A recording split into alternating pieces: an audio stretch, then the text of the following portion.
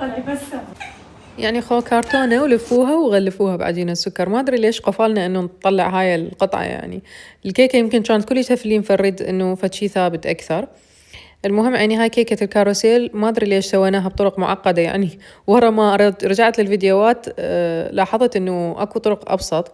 مثلا هاي أصريت إنه أسويها مضلعة، كان ممكن أسويها مخروط دائري وأرتب قطع عجينة السكر عليها.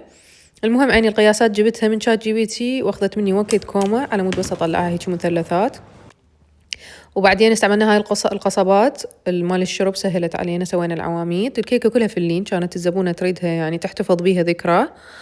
وسوينا لها وياها هاي الايس كيك، تجنن، طلعت تحفة فنية.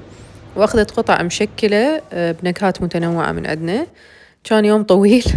وهاي طلبية ثانية نفس الثيم، بس هالمرة سويناها كرتونة ولفيناها وغلفناها بعجينة السكر ونجحت الفكرة.